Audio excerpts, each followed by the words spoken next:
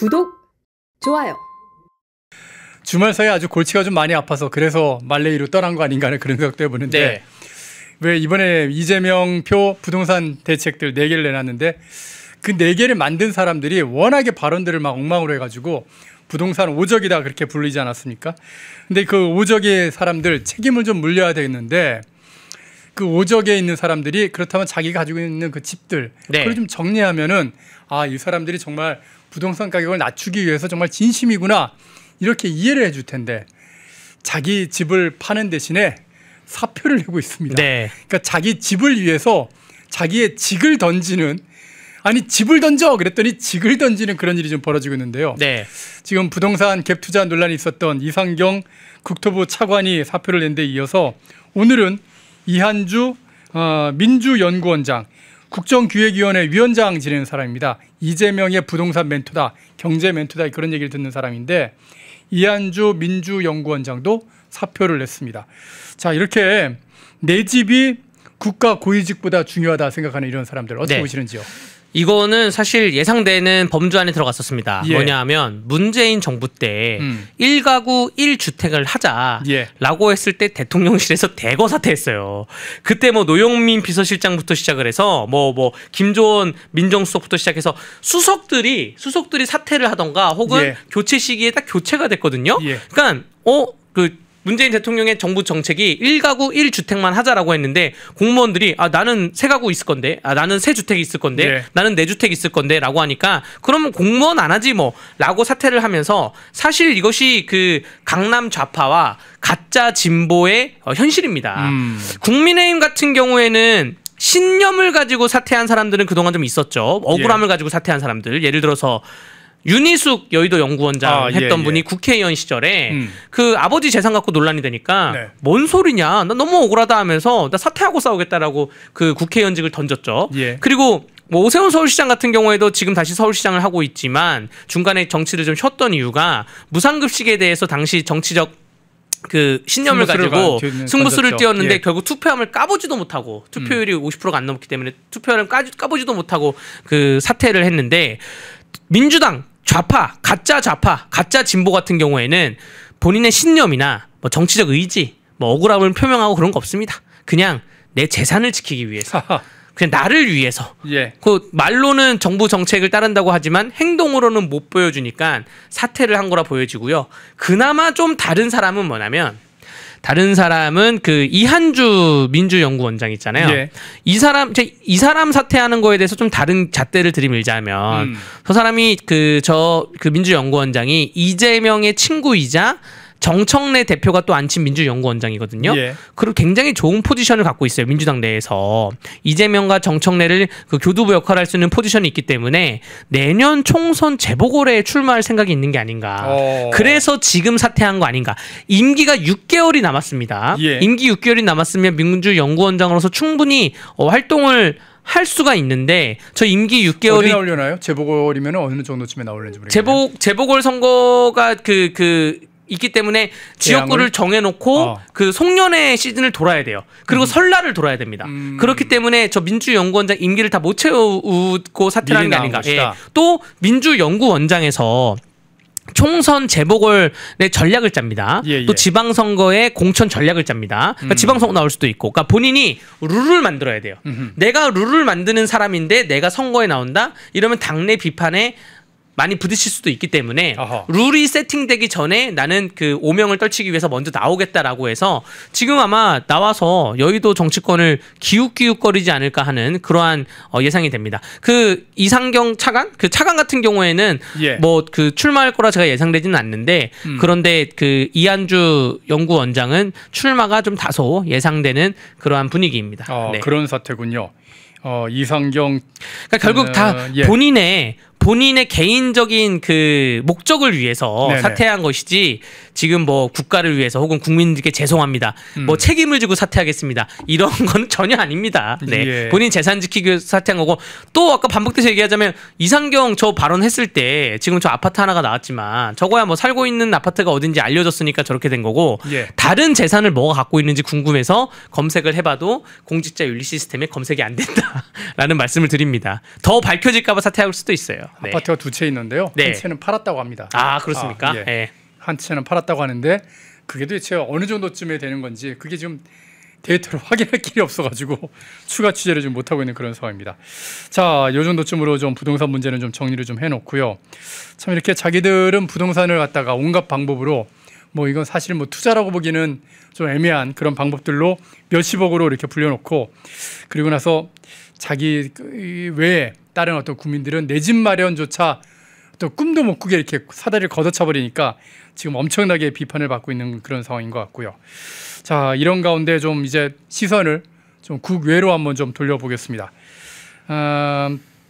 지금 에이펙 정상회의가 이제 곧 이번 주부터 이제 시작되고 해외 정상들이 이제 곧 입국을 하게 되는데 트럼프 미국 대통령 같은 경우에도 29일에 그러니까 내일 모레입니다. 내일 모레 부산으로 김해공항으로 해서 부산으로 지금 들어온다고 그러죠.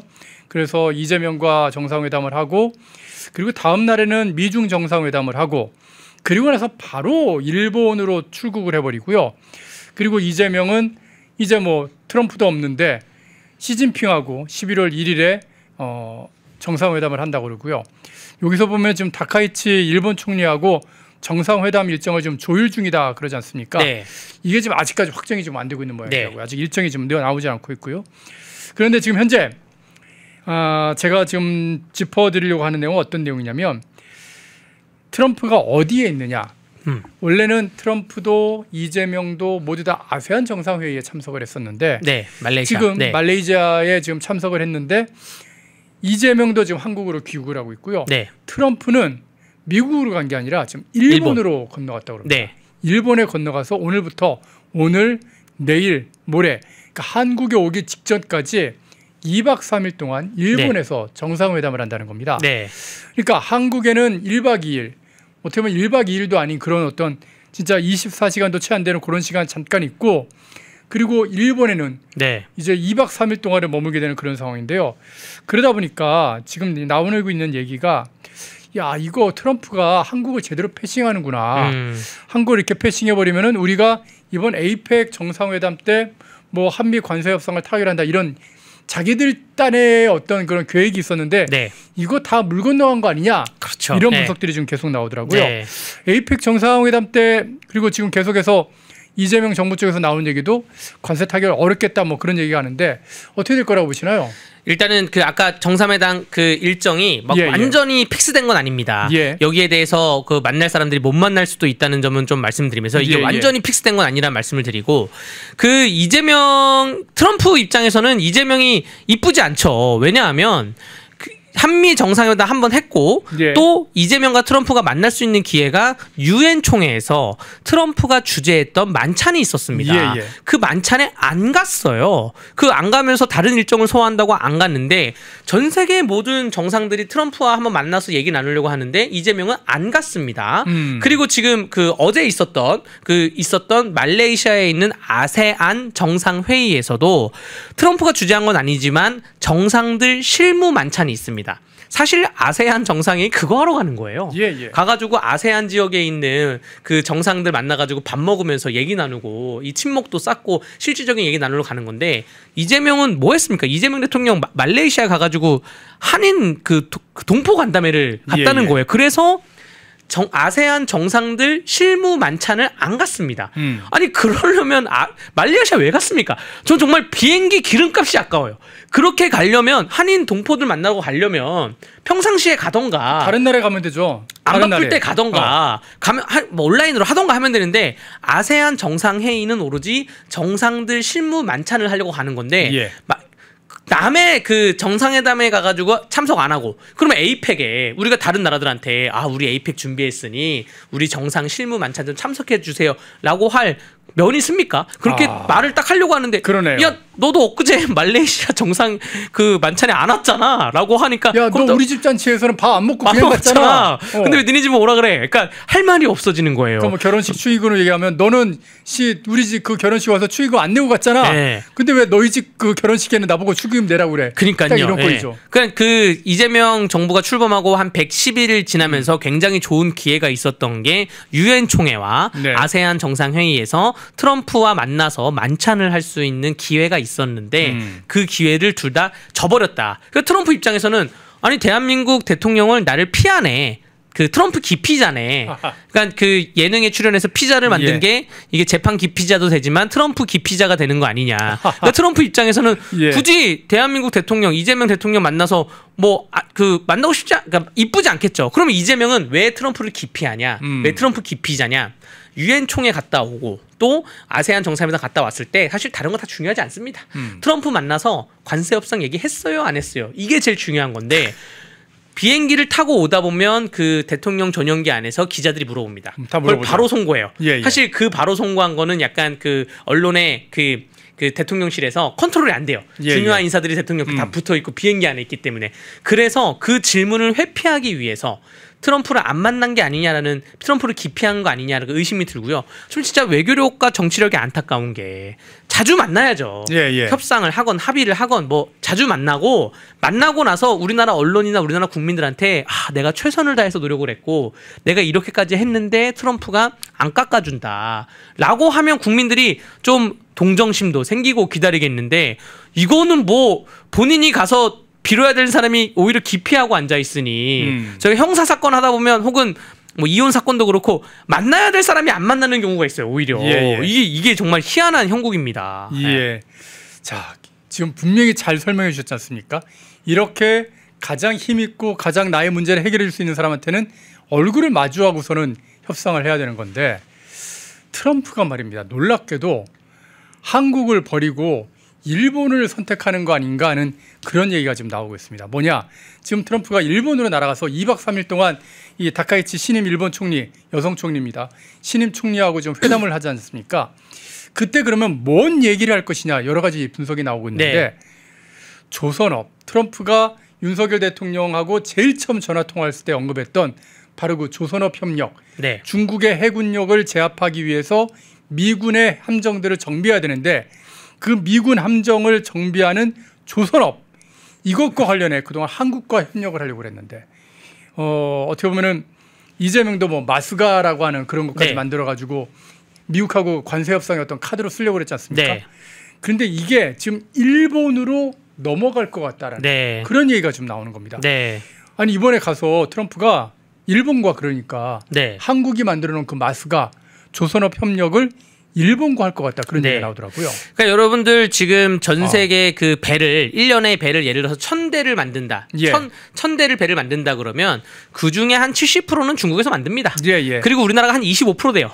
나머지가 이제 일본 이런 나라들이 나눠 갖는 건데 미국이 옛날에는 해상국의 최고였죠. 근데 지금 그게 중국 한중일에 뺏기고 되면서 마스가라 그래가지고 우리나라가 관세 협상의 우위를 점지하기 위해서 Make America Shipbuilding Great Again, 미국의 해상력을 다시 한번 Great Again, 위대하게 해주는 데에서 우리 한국이 굉장히 도와주겠다. 우리 한국이 조선 기술도 많이 가르쳐주고 우리 조선업에 대해서 상호 교류를 하자. 대신 관세 좀 어떻게 하자. 이게 우리가 제안했던 거예요. 기획력이 나쁘지 않았어요. 잘 제안했어요. 근데 지금 웬걸 트럼프 대통령이 말레이시아에서 있다가 일본을 먼저 가서 2박 3일 있는 게 가가지고 야 일본 너네도 조선업 우리 도와달라. 우리가 체결하자. 한때는 조선업으로 세계를 주름 잡았잖아. 잡았죠. 야 너희 실력으로 우리를 차라리 도와줘. 그러니까 우리가 만든 대한민국이 만든 기획력을 일본에게 그대로 빼앗기게 되는 그런 건데 이 모든 게 이재명 정부의 외교력이 너무나 꽝이어서 그렇습니다. 그 윤석열 대통령 같은 경우에는 가서 팝송도 부르고 노력도 하고 이명박 대통령 같은 경우에도 그때 오바마 막 태권도 가르치고 이런 거 하지 않았습니까? 아니 근데 이재명 대통령은 진짜 뭘 했는지를 전혀 그 성과가 아예 없어요. 아예 하나도 없기 때문에 트럼프 입장에서는 오히려 성과라는 거는 차라리 가만히 냅두면 그래 가만히만 있어도 된다. 근데 이거는 오히려 플러스는 안 해도 되는데 0으로 있으면 되는데 오히려 지금 마이너스가 되게 생겼습니다. 그러니까요. 있는 조선업 우리나라가 25%의 경쟁력을 수주력을 갖고 있는 조선업도 일본의 수주력은 올 프로에서 8%예요. 전 세계 배가 1000대가 만들어지면 그중에 우리나라 그 조선소가 소화할 수 있는 양이 있잖아요. 그거를 소화를 못하면 그게 일본으로 가는 겁니다. 근데 그 5% 8% 있는 일본의 수주력을 그 미국이 더 도와주겠다는 것이거든요. 그러면 일본이 다시 또 이제 어떤 보면 조선업 업계에서 장악력을 갖게 되는 겁니다. 그렇죠. 우리나라만 뺏기게 되는 그런 것이고 이 조선업이 뭐 군사력도 관련이 있겠지만 무역업도 관련이 있겠지만 사실 뭐 코로나를 빗대어서 얘기하자면 관광 그 크루즈 관광이 전 세계적으로 다 망했습니다. 배가 뭐 3,200톤급 만톤급 배가 뭐 다 무너지고 했는데 그게 다시 지금 세워지고 있거든요. 그래서 조선업 수주가 굉장히 늘어날 것 같은데 그런데 트럼프가 일본에다가 우리나라가 대한민국이 기획한 그러한 마스가 프로젝트를 일본에다가 선물로 갖다 주는 게 정말 우리나라 정부가 뭘 하고 있는지 가만히 눈 뜨고 코 베이는 겁니다. 이런 현상이 지금 계속 나오고 있는 게요. 지금 구축함 기술은 사실 미국이 좀 꽉 잡고 있지 않습니까? 그래서 이지스함 같은 이런 미사일을 다 막아낼 수 있는 구축함을 미국산 기술로 지금 만들고 있는데 우리도 그래서 미국 가서 구축함 그걸 사오거든요. 그래서 건조는 우리가 하더라도 핵심 기술은 사옵니다. 근데 미국이 구축함을 한국에도 팔고 일본에도 파는데 일본에는 최신 레이더 그게 CEC 시스템이라고 그러더라고요. 그거를 일본한테 넘기고 한국엔 지금 안 팔고 있답니다. 그래서 레이더 관제 시스템이 빠진 그런 구축함 이지스함이라고 지금 우리가 지금 계속해서 지금 진술하게 되는 상황이라고 그러더라고요. 그러니까 뭐 한국에 어떠한 군사와 관련된 기술력에 대해서 한국에 건네줬다가는 이거 지금 한국 정치 상황 보니까 막 미군 기지도 압수수색 들어오고 오산 기지도 압수수색 들어오는데 이 내란이라는 두 글자 가지고 잭 스미스 같은 특검이 온갖 군대 쑤시고 다닐 수 있겠구나. 그래서 한국에는 한국인들한테 죄송하지만 한국인들을 못 믿는 게 아니라 한국의 기술력을 못 믿는 게 아니라 한국 정부를 못 믿겠다. 너네가 중국하고 결탁해가는 모습 보니까 그리고 미군 기지에 압수수색 들어오는 거 보니까 못 믿겠다라고 해서 제가 트럼프라도 그렇게 생각할 것 같아요. 근데 일본은 반면에 일본은 그 한미 동맹 그러니까 미일 동맹으로 해가지고 중국을 견제하는 것에 일본이 또 앞장서고 있기 때문에 여기에 일본은 믿을 수 있겠다. 일본하고 대만은 믿겠는데 한국은 지금 정부 상태에서는 좀 긴가민가하다라는 게 지금 미국의 그 비공식적인 공식적인 입장인데 그게 지금 그 이번에 2박 3일 일본에 체류하는 걸로 밝혀지고 있는 것이죠. 더 걱정되는 거는 이 조선업만 협력하는 게 아니라 안보 분야도 협력을 해서 어떻게 보면 중국을 견제하는 전초기지로 한국이 그동안 역할을 할 거라고 우리가 계속 안보를 이용해서 관세 협상 카드를 좀 쓰고 있었는데 미국이 지금 일본에 대해서 보시는 것처럼 대중국 견제 강화 관련 논의에 지금 초점을 둔다고 이렇게 돼 있는데 일본한테 핵 잠수함을 선물할지도 모른다 이런 얘기가 지금 나오고 있는 겁니다. 지금 고이즈미 일본 방위상이 저런 얘기를 좀 한 건데 이 앞에 그 다카이치 총리도 같은 얘기를 좀 하고 있거든요. 이러면 일본이 진짜 이제 핵무기로 무장을 하게 되는 그런 일이 벌어지는 거죠. 그렇죠. 그 여러분들 일단은 핵 잠수함은 핵 미사일을 쏘는 잠수함은 아니고요. 동력이 원자력입니다. 동력이 이제 핵 분열 시스템으로 가는 것이고 일본이 지금 갖고 있는 잠수함들은 대개 디젤 잠수함이거든요. 그렇기 때문에 자명 능력이 좀 낮아요. 잠수를 오래 못합니다. 근데 핵 잠수함은 자명 능력이 굉장히 오랜 기간 할 수가 있기 때문에 자명 상태로 레이더에 발각이 안 되고 전 세계를 돌아다닐 수가 있거든요. 근데 여러분들 아시다시피 일본이 전범 국가이기 때문에 저질렀던 역사가 있기 때문에 본인들의 그 무기에 대해서 군사력에 대해서 확장하는 거에 대해서 내부적 또 외부적으로 많은 견제를 받고 있는데 사실 핵 잠수함을 보유해야 된다는 얘기는 일본 내에서도 굉장히 오랜 기간 나왔던 얘기고 최근까지 결정된 거는 한 2년 안에 뭐 예산을 얘기해 보자 뭐 이런 거였는데 저거 지금 급격하게 새로운 총리가 나오고 나오면서 일본의 고이즈미 방위상이 바로 바로 하겠다라는 것이고 이게 트럼프가 그 일본을 방문하는 시점에 비슷하게 저 얘기가 나왔다는 거는 저 얘기를 암묵적으로 이미 협상이 끝났을 수도 있어요. 용인을 받겠다는 거고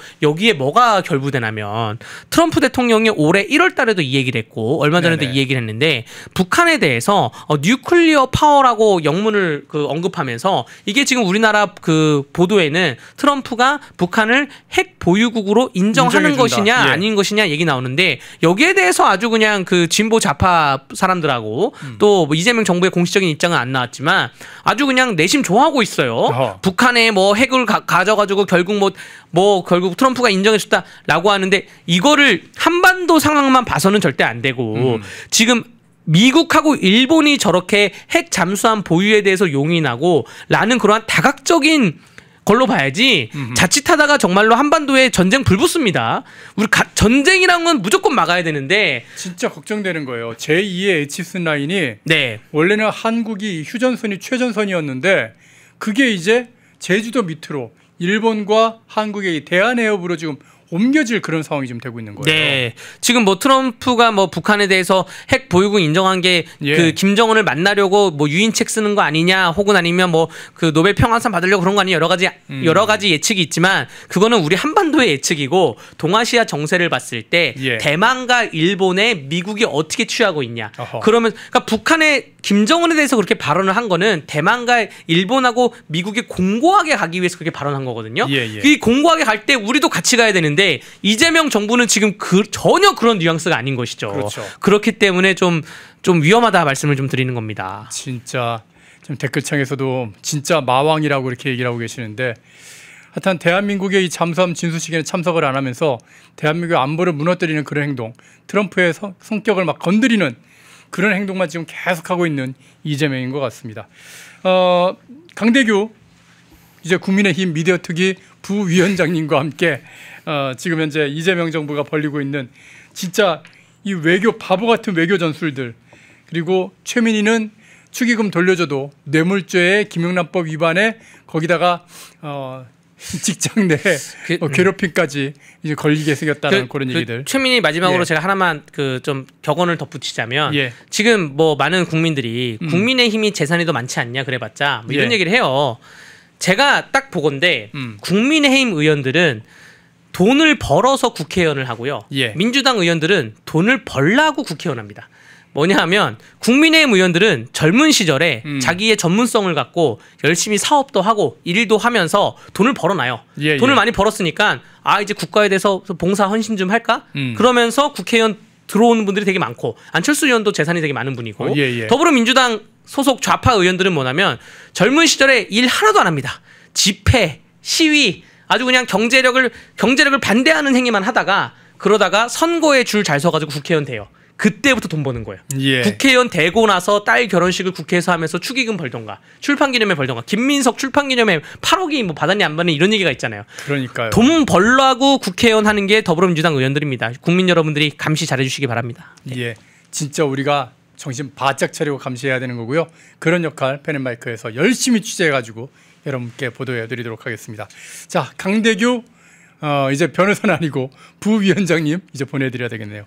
오늘도 말씀 잘 들었습니다. 네, 감사합니다. 펜앤마이크와 광동이 함께 준비한 초저분자 콜라겐으로 피부 속까지 촘촘하게 관리하세요. 하루 두 알로 피부 보습, 탄력 개선, 체내 흡수에 용이한 저분자 PC 콜라겐, 부원료 또한 탄탄하게.